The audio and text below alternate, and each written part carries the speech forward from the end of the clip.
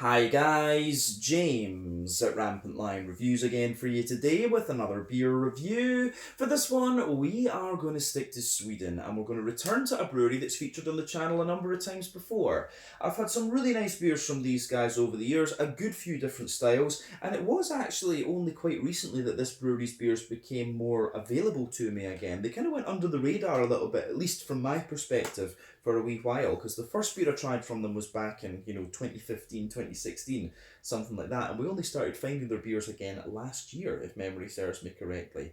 But the one that we're going to have a look at today is one of their latest releases through Systembolaget. It is a style that we haven't tried from them before, but a style that I very much enjoy, and it is supposed to be a really nice example of that style actually. So needless to say, I'm very curious to see what this one is going to have in store for us. Hopefully it's another good beer, hopefully it makes for an interesting review, and as always I hope that you guys watching enjoy my take on this one as well. So yeah, for this review then, we are going to head to Karlshamn in the western part of Blekinge, the county just to the northeast of me here in Skåne, in the south of Sweden, and we're going to have a look at another beer from Brygghus 19, or Brewhouse 19 as it would be in English. So this particular beer is called BABW, and I am wondering from the name of this one if they are going to do like a kind of series of these beers, but this one is barrel-aged barley wine, 10 months in first fill bourbon barrels. So yeah, you know what style this one is already. I love a good barley wine. This comes in at 14.3% ABV, so it is a little bit of a monster,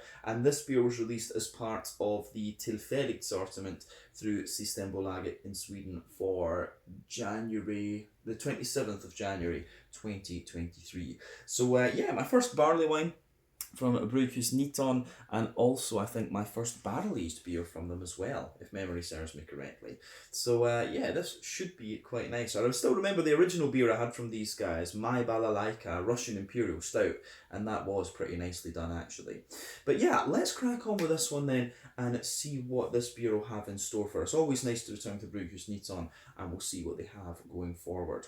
So yeah, as always with my reviews then, I'll tell you a little bit about the brewery before we taste the beer. If you want to get straight to the tasting though, just fast forward.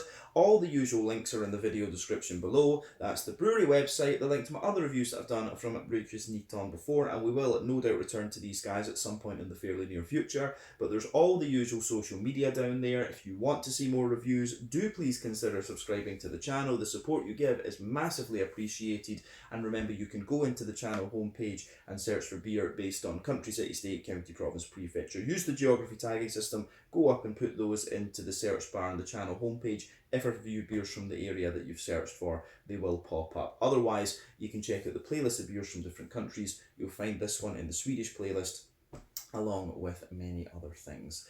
So yeah, let's go on then and have a wee chat about Brygghus 19 then. On to my brewery notes. So, Brygghus 19, as I've mentioned to you already, are based in Karlshamn in Blekinge in the southern part of Sweden, and apparently these guys were the first microbrewery in the county of Blekinge.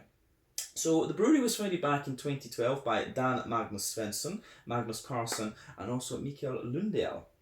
But the three men had worked together in the same company, and they just started homebrewing together and then entered a competition. And they won the competition, and so decided that it might be a good idea to start their own microbrewery as well. So they went for it, and it has gone quite successfully, we have to say. But apparently Karlshamn has one of the deepest ports in Sweden, and it also had quite a long tradition of brewing as well. The old brewery there was built back in 1883, and then the building was demolished in 1982.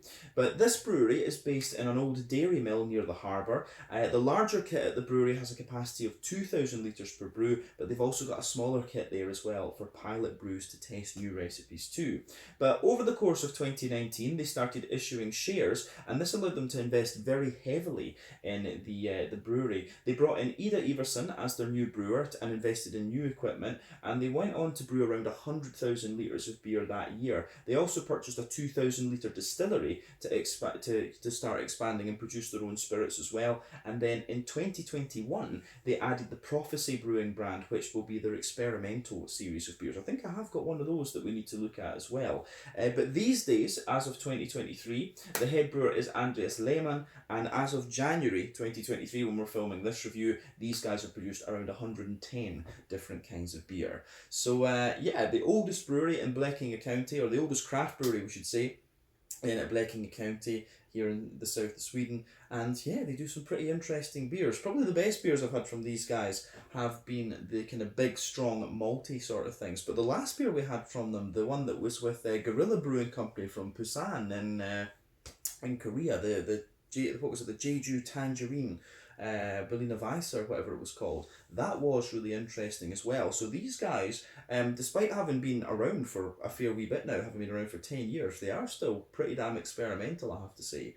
But yeah, that is all I can really tell you about Brygghus Niton for the moment. If you want to learn more about these guys, you can check out the brewery website, you can follow them on Facebook and Instagram to keep up to date with all the latest goings on, and you can check out the Rate Beer, Untappd and Beer Advocate pages to learn a little bit more about all the different beers that they've done. But definitely cool to see they've got a barrel program these days as well. So yeah, let's go on then and actually have a little look at the beer itself. So as I said to you earlier, this one is a 14.3% barley wine. It says on Untappd that this is an English style barley wine, but there isn't too much else about this beer other than that, to be honest with you. So there you can see the label artwork on this one is pretty straightforward, nice kind of wood grains and stuff in there. Looks like the outside of a crate or something like that, which is kind of cool. See if it will focus. There you are. But yeah, nice wax top on it as well. I forget how much I paid for this beer actually. It wasn't madly expensive. I want to say it was maybe about 80 kroner or something like that, 70 or 80 kroner. We'll go with 80 just to be safe. So that's about €8. Somewhere in the region of like £7 sterling and maybe about $9 American for those of you watching in different places. So definitely not too bad for the strength and for the fact that it's barrel aged as well actually.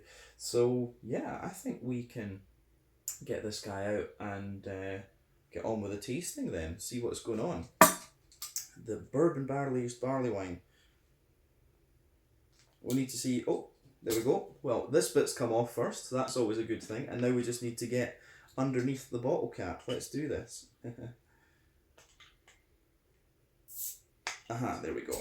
So, wasn't too bad. There you can see the Brygghus Niton bottle cap, that's been their symbol for quite a wee while actually, if I remember correctly.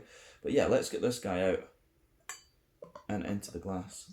This is always one of the things with these wax top beers. Sometimes they can be a real pain in the arse to get into actually. Although I guess if you're just kind of drinking it with friends, it's not such a big deal. But if you're making videos, it can be a wee bit of a pain, I have to say. So yeah. Ooh, this should be very nice actually. There we go. So anyway, you can see that this beer has poured pretty much as you would expect of a big barley wine. So before the head completely disappears on this one, we can see that it's poured with about a quarter finger of a frothy, I would say kind of fawn coloured head. That has just faded away to be a nice kind of thinner foamy layer there, but you can see you've got that nice ring around the edge of the glass, some medium and small sized bubbles in there. It looks very, very nice, I have to say.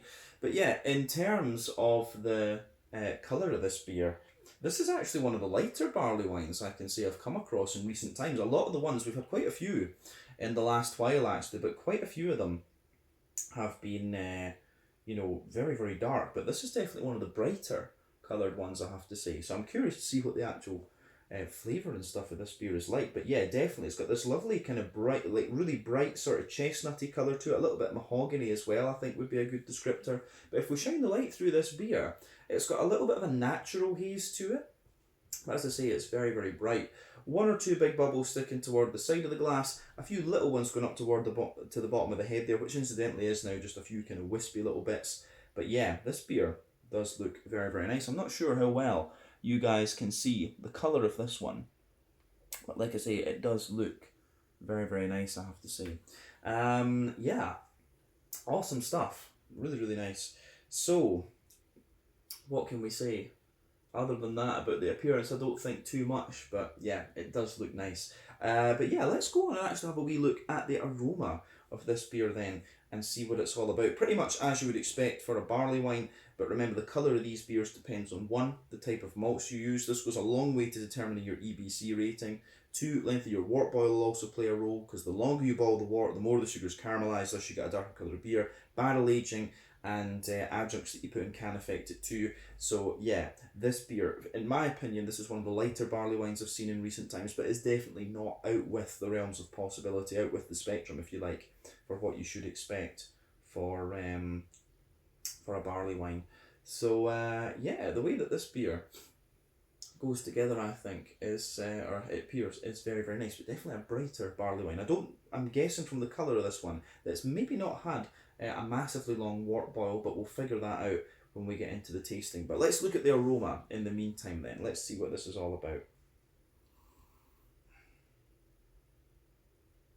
So, this does smell pretty old school actually, but you can smell that it's a big boozy beast. Yeah, so aroma wise with this one, yeah, this is pretty classic and pretty old school, but you know, what you want from these beers sometimes is just for them to be really well done. You don't want to be kind of surprised or whatever, you just want them to be really nicely done, for them to be nice, if you like. That's what I'm saying. Brain is not working today, guys, which has been the case for quite a wee while, but there we go.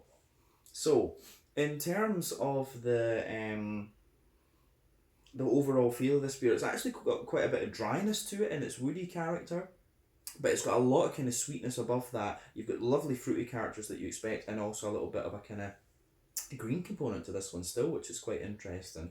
But yeah, let's just break that down and describe it a wee bit more in depth. So yeah, the backbone of this beer, you absolutely get some of that nice, smooth American oak out of this one. As I've said in many reviews before, I often find that the American oak is a little bit smoother and kind of sweeter than the European oak. The European oak is always a little bit more kind of dry, in my opinion. Yeah, I always get a little bit more dryness out of the European oak. But yeah, you can smell that this is definitely American oak. You get that little touch of vanilla, and of course you get all the kind of bourbon sugars out of this one. So yeah, definitely a little bit of that going on in this one. So you can, as I say, you can smell that yeah, smooth okay note in there. The bourbon sugar, for me, the bourbon in this one's actually quite sweet and almost it's got a little touch of like almost aromaticity to it, which is quite interesting. But as I've said in reviews before as well, for me, American bourbon compared to Scotch whiskey is always very sweet. And you know, whenever the Americans get a hold of some of these like old world beer styles, they really you know, quite often the American versions are a bit sweeter and brighter and things than their old world counterparts. But yeah, the as we say, the how do you say, the on top of the bourbon sugars, you've got a lovely little bit of a brown bread crust on this one. So yeah, little bit of yeah, lovely little bit of kind of fresh brown bread crust in there. Definitely, you can smell a little bit of that fluffy brown bread, but then you're getting what the barley wine is kind of, one of the things that the barley wine is characterized by. You get this big brown sugary sort of stuff on top. So for me, the brown sugars in this one, you've got quite a little bit, I do actually get quite a little bit of a leathery character out of this one, and usually when you get these leathery notes, that indicates a long wort boil. And barley wines, I think to get them good, you've got to do at least 4 hours in the wort boil actually. These have got to boil for a good little bit of time, but 6 hours is not uncommon for the wort boil for a barley wine, but you can essentially do however long you want, to be honest with you. But yeah, the brown sugary notes in this one are definitely, you've got a little bit of that leathery character in there. You've got a little bit of toasty brown sugar as well. You've got a little bit of a dry toasty brown sugar in there. Nice kind of sweet. You've got quite a I don't know if you've really got a bit like treacle or molasses in this one. Maybe just a little touch of treacle in there, but a sweeter caramel there. The brown sugars in this barley wine are actually quite bright, but at the same time, you've got a little bit of this kind of woody, dry character coming out of it. underneath. There's just something about it's I don't know if woody or dry is a good descriptor for it. It's got a little bit of an almost crackery character to the breadiness that gives the beer just it really gives the beer just an overall dryness, which I think is quite interesting. So yeah, aroma wise, this one I think is pretty nice. So yeah, aroma wise, I have to say, I do think this beer goes together really quite well in that sense. I do get a little bit of a kind of butterscotchy, butter candy note out of this one, and maybe just there's a little tiny hint of like a nutty character out of it, but that's very, very minimal. But yeah, the thing that sticks out for me with this one is that the beer, pardon me, it seems to have a little bit of an almost kind of crackery type character to it as well, which I haven't really encountered with this style in a long time. And for me, the main difference between an English barley wine and an American barley wine, which I think I've said on the channel before as well, would be that the English barley wines are a bit more kind of toasty and bready and things like that, and the fruits are a little bit more dry, whereas the American ones are a bit more kind of oily and the fruits are brighter and kind of sweeter in a sense. That's for me the main differences. It's a taste profile difference between the English and the American barley wines. But yeah, this one, just from the malty aroma, I would say this one is most definitely an English barley wine. So yeah, we'll come back to that in a minute though. So we've covered the malty side of the beer. On the hoppy side of things, as I've always said, when it comes to barrel aging beers, quite a bit of your hoppy component is going to drop out during that process. The older the beer gets, the more the green component kind of dissipates, if you like. But in here, you obviously could age this bottle a good bit if you wanted to, but I was just very curious to try it. And of course, they wouldn't release it if it wasn't ready to drink, so that's another thing. But yeah, the nose that you get from this one, I think, is absolutely on the hoppy side of things. You can definitely get a little bit of an earthiness in there. There's a little bit of herbal character, so I do wonder if they've maybe used English Bramling's Cross in this beer, because you can still definitely get some of that. The other option would be Northern Brewer, and the reason I would say that is maybe got a mixture of the two. That hop is very popular for Doppelbocks in Germany, and it gives you the same kind of, if you think of the fruity character that you get in a Doppelbock and a barley wine, it's not a million miles away from each other. So yeah, you do get a little bit of a bright floral note to it as well, but also some grassiness. But yeah, definitely a little bit of a herbal, earthy sort of thing, some floral notes, a bit of grassiness. The green component in this one at this point in time is most definitely still in there. And it's only been aged 10 months, as we said. So yeah, it's not been aged all that long, so that kind of makes sense, to be honest with you. I don't know how long they'll have had these bottles before they put them through Systembolaget, of course.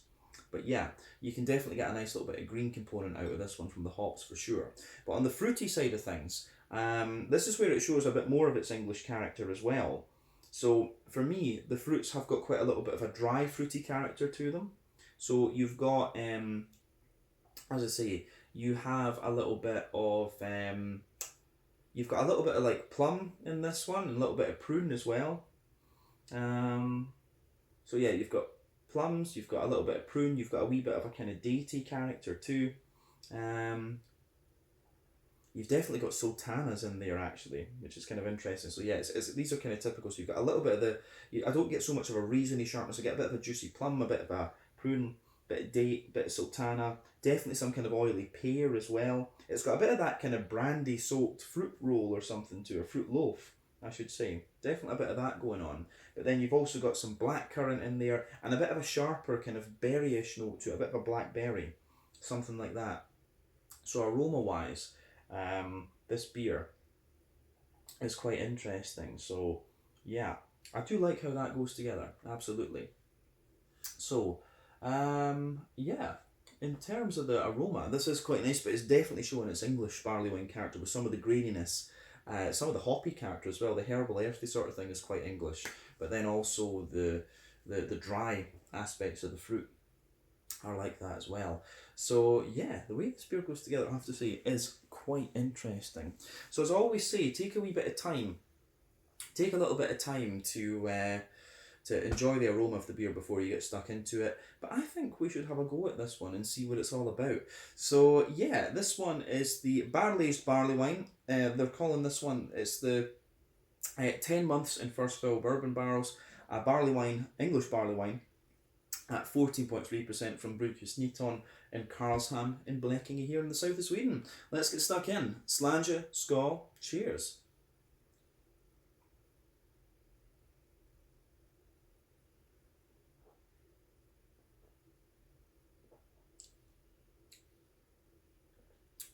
Ooh, that is nice. First impression, it's a very smooth barley wine. It's very smooth, very slick, this one, and it's kind of interesting. I've only taken one sip of it, of course, but you can feel the kind of sweetness in the barrel just kind of creeping out of it. So that's nice. It is actually, it's quite barrel forward as well, I would say that. This one, the barrel comes out of this one quite a lot. But it's, as I say, it's very smooth, very woody. Yeah, interesting stuff.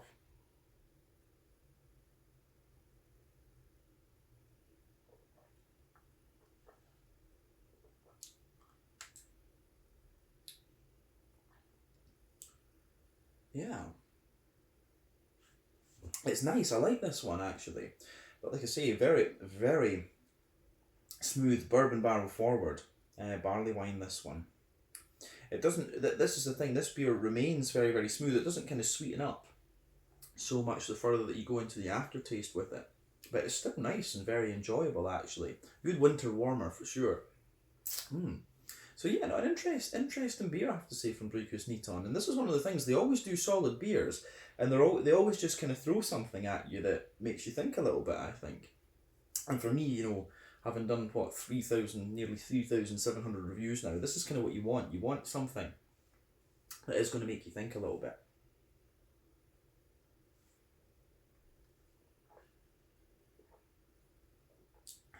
But yeah, it's a solid barley wine, this one. I'd be curious to try the base barley wine as well and see what it's like, or see if they're going to do a few more versions of it or whatever.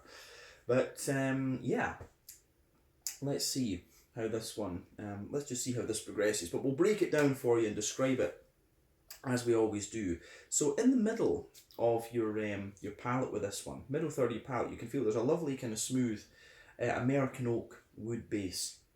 Toward the front of that middle third of your palate, you do get a little touch of that kind of drier wood that shows you the vanilla type character from the beer. So that's quite nice as well. So yeah, definitely a little bit of that going on. Above all of that, you get that layer of kind of bourbon brown sugar. And for me, this bourbon that's in this one is actually quite sweet. If I remember rightly, bourbon is distilled, it's got a little bit of corn to it. So you actually get quite a little bit of that corn character in the bourbon sugar layer. So yeah, woody base, little touch of vanilla. Then you've got the bourbon kind of brown sugars just sitting on top of that.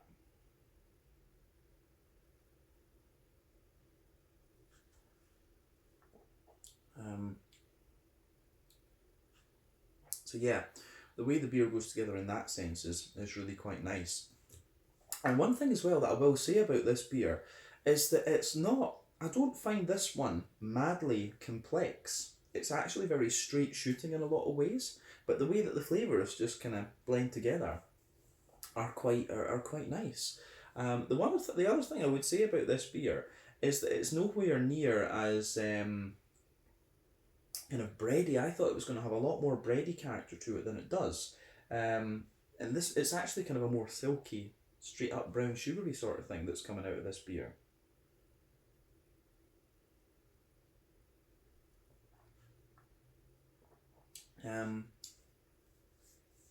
So yeah,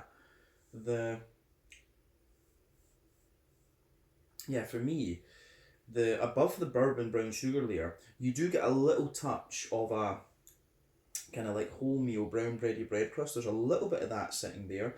Then you have a little bit more of a kind of dense, like wet wholemeal brown bready layer in there as well, which is quite interesting. And then, yeah, above all of that, above that kind of bread crust and the brown bready layer, you have more you do have more of a kind of, above the brown bready layer, that's when you start to get the brown sugars out of this one. And yeah, it's interesting though, because I think the bready character does come out of the beer a wee bit more, but I would say that that's a very, very subtle flavour actually. Just above, as I say, above the kind of bourbon sugar layer, you've got a little bit of the kind of bready, you've got a little bit of the kind of bread crust in there. You've also got a little bit of the kind of wholemeal sort of brown bread thing, and then you start to get the brown sugars above that. So yeah, you can feel above the brown sugar, above the bready layer, you've got a layer of a nice kind of smooth, slightly leathery brown sugar in there. Not too leathery, not too dry, but I think it does go together quite well. Yeah, so you've got that nice kind of leathery, brown sugary sort of thing. In the dead centre of your palate, you've got a little bit of a sweet. In the dead centre, you've got a little bit of that straight up sweet caramel. This beer is really not too treacly or molasses like, I have to say.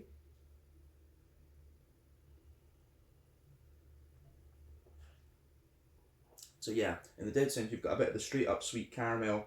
As you move a little bit further out from that, you get a little touch more Werther's Original.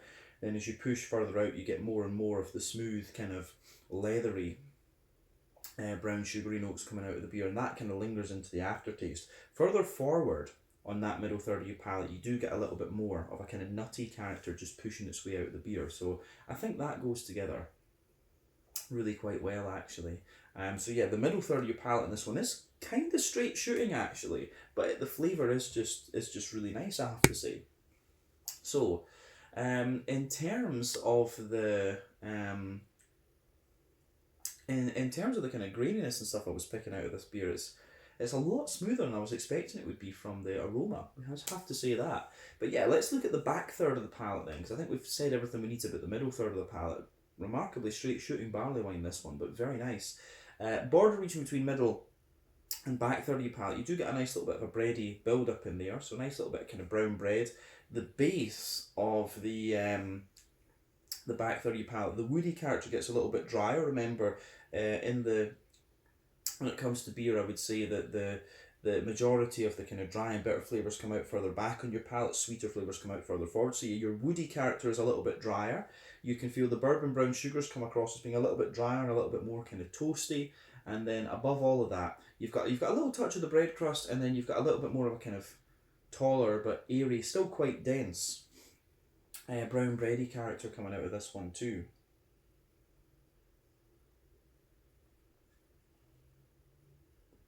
So yeah, we've got the bready, yeah, a little bit of the bread crust, a little bit of a, as I say, a little bit of bread crust, a little bit of a kind of more dense brown bready sort of thing, and then you've also got just a little bit of the yeasty character above that. The bready character on the back third of the palate is actually quite nice, but yeah, above that, as I say, you get that light airy sort of you do get that very light, airy, kind of more yeasty kind of character. So there's a little bit of a honeycomb type note to it, which is interesting. So yeah, lighter sort of honeycomb flavours, a little bit of a more kind of farmhousey, light brown bready character. But yeah, definitely the back third of your palate, you can feel the flavour is taller, and then as you come further forward into the middle third of your palate, you can feel it just kind of condenses down and squashes together that little bit more. But like I say, it is just a slightly taller bready layer in the back third of your palate that is the main difference, and then the little yeasty esters too. But it's a lovely barley wine, this one. It's very straight shooting, but it gives you everything you'd want, and you can't knock it, you can't complain. So let's go to the hoppy side of things, the green component. This one, in terms of hoppy character, it gives you the impression that there's a lot more hoppiness in the aroma than there actually turns out to be in the flavour. But you can feel definitely there's a little touch of a smooth earthiness there, and as you move further forward, that does come forward a little bit. You get a little bit of herbal character, and as you push toward the kind of front corners of the palate, you've got a little bit more of a kind of floral thing going on as well. But yeah, round the front curve of the tongue, you have a wee bit of a more kind of lighter, grassy sort of character coming out of the beer. So yeah, the way this goes together is pretty nice, I have to say. That you do get just a little touch of hoppiness to this beer, but remember, the longer you keep this one, the more the more the hops will drop out of the beer.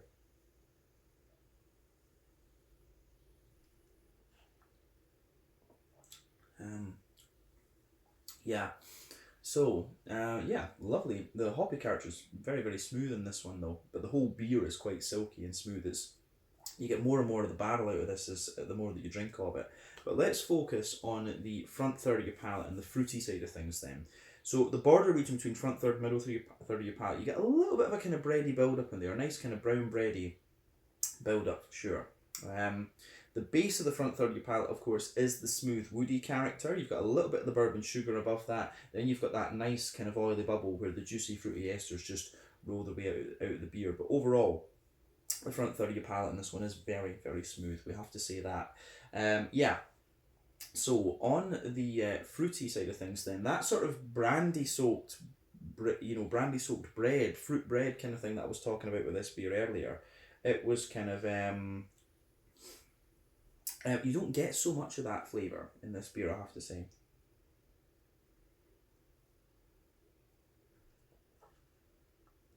I mean, there's a little bit of it, but not so much. But yeah, on that back half of the front third of your palate, you've got a little bit of a more... you do get, for me, there's a little touch of plum, but not much that's kind of subtle. I'd say that the back third of your the back of that front third of your palate is more dates, sultanas, and then you get a little bit of a kind of oily pear as you come forward into the middle of the front third of your palate. But then, as you come further forward, you get a little bit of a more kind of slightly blackcurranty note, and there's maybe just a wee touch of blackberry sitting on top of that.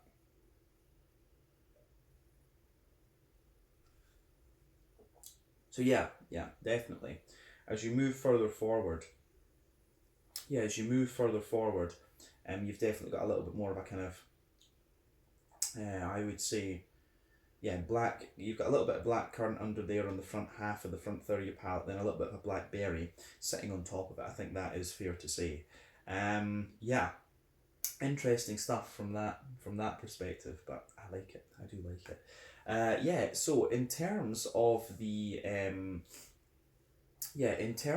the fruity side, I think that's everything we need to say. It's quite a dry, fruity character, this one, but this barley wine is for me very smooth and very barrel forward, actually. Quite a lot of vanilla coming out of this one in the aftertaste in my mind. But yeah, the smooth American oak really pushes its way out the further into the aftertaste that you go. But yeah, gets a big thumbs up from me. Yeah, I think we can leave it at that for this review, to be honest with you, in terms of the tasting. So, to round off with the mouthfeel, which we've kind of mentioned a lot in this one, for me, this beer is definitely full-bodied. I don't think there's a doubt about that. Carbonation is very, very smooth. Big, kind of smooth, silky mouthfeel. In terms of IBUs, I'd be surprised if this beer has any, to be honest with you. It's that smooth, which is kind of surprising for a barley wine. Normally you would expect a little bit, but really this beer is ridiculously smooth, so I'd be surprised if it was, more than 5 IBUs. But the malt base, as we said, we've got the lovely smooth woody character, you've got the bit of brown sugar in there, you've got the sweetness, and then you've also got that lovely kind of more oily, fruity character coming out of it too. So yeah, I do like how this one goes together. It's a thumbs up from me. Definitely not what I was expecting from it. It's for an English barley wine, it's very, very smooth. The more that I drink of it, the more I think it is an American barley wine, to be honest with you. But some of the dryness that it has and the fruity character is a little bit more English. So that's potentially a fair assessment of it. It's got the smoothness of an American barley wine, but the fruity flavours and some of the kind of dryness that it has is more English in character. But the question should always be, is it good? The answer is yes, in my opinion. So give it a go and see what you think. But yeah, I think we can leave it at that for this one. This was the bourbon barley, the Barley's barley wine, BABW, I think Brygghus needs on or calling it. I'll need to check the exact name for this video. But yeah, this was the 10-month first fill bourbon barrels barrel-aged barley wine. Can't speak in this one, but yeah, I think this has been nice to review. So yeah, once again, thank you for watching my beer reviews. Until the next time, please like, subscribe, share, all the usual YouTube stuff. Let me know your own thoughts on this beer in the comment section below. Let me know what your favourite beers are from Brygghus Neaton as well, and we will no doubt return to these guys at some point in the very near future. But yeah, I think this has been really nice. So check out my social media, check out theirs, and I will see you guys in another review very, very soon. Check out Brygghus Niton from Karlshamn in Blekinge, here in the south of Sweden. Slange, skull, and cheers.